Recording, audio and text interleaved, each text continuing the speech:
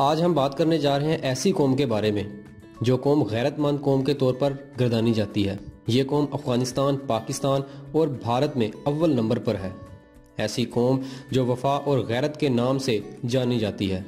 جی میں ہوں محمد طلحہ نعیم اور آپ دیکھ رہے ہیں master info T V. Topic کی طرف جانے سے پہلے اگر آپ لوگوں نے ہمارا چینل سبسکرائب نہیں کیا تو چینل کو سبسکرائب کر لیں اور بیل آئیکن کو دبا دیں تاکہ ہمارے آنے والی تمام ویڈیوز بر وقت آپ تک پہنچ سکیں۔ لفظ پشتون کا مطلب ہوتا ہے غیرت و وفا اور اپنے عزت اور دین پر مر مٹنے والے۔ پشتونوں نے قیام پاکستان میں بھی بھرپور حصہ لیا۔ پشتون کی اصطلاح عموماً پٹھان اور افغان پشتو بولنے والے قبائل کے لیے استعمال ہوتی ہے۔ بعض اوقات پٹھانوں اور افغانوں کے درمیان امتیاز بھی کیا جاتا ہے، لیکن یہ سارے پٹھان ہی کہلاتے ہیں۔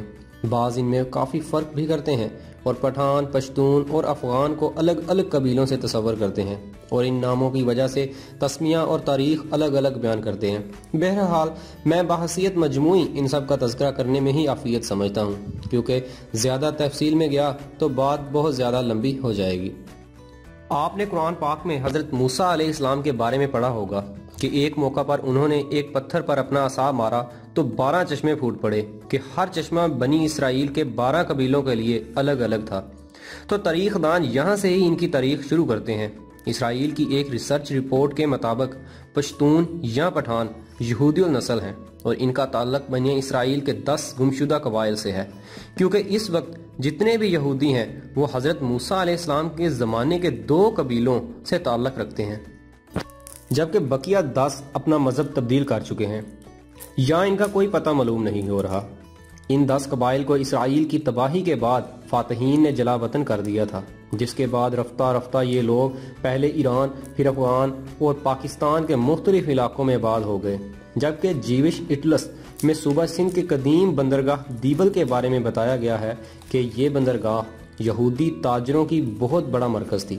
بنی اسرائیل کے تاجر زمانہ قدیم میں بذریعہ بحری جہاز سندھ اور بلوچستان کی بندرگاہوں پر آتے رہے، اس لیے ان دونوں صوبوں کے بیشتر شہروں اور بندرگاہوں میں یہودیوں کی تجارتی مراکز اور عبادت گاہیں قائم ہو گئی تھیں، جس کی وجہ سے زمانہ قدیم میں پاکستان کے بعض علاقوں میں یہودیت کے ماننے والے بھی بڑی تعداد میں موجود تھے۔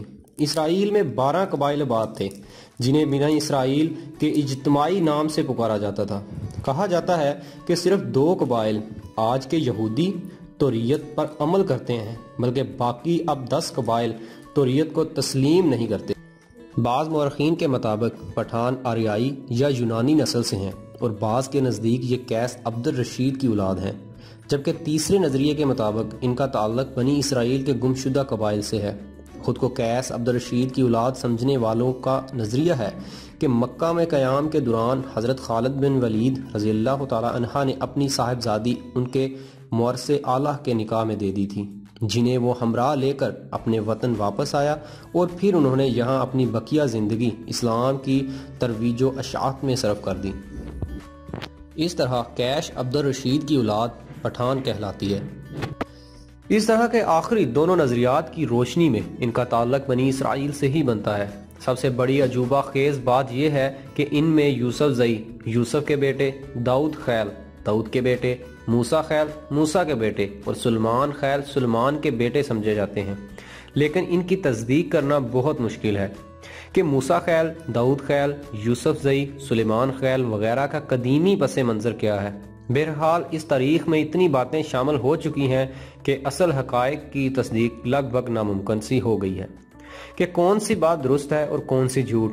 بہرحال ہندوستان والے انہیں پٹھان کہتے ہیں، جبکہ پاکستانی انہیں پٹھان اور پشتون، ایرانی، افغان کہتے ہیں، مگر یہ خود کو پختون کہتے ہیں۔ یہ لوگ اس وقت متعدد قبائل کا مجموعہ بن چکے ہیں، جبکہ ان قبائل کی ہزارہ شاخوں کی متعدد ذیلی شاخیں بھی ہیں جو اسخاش یا علاقے سے منسوب کی گئی ہیں۔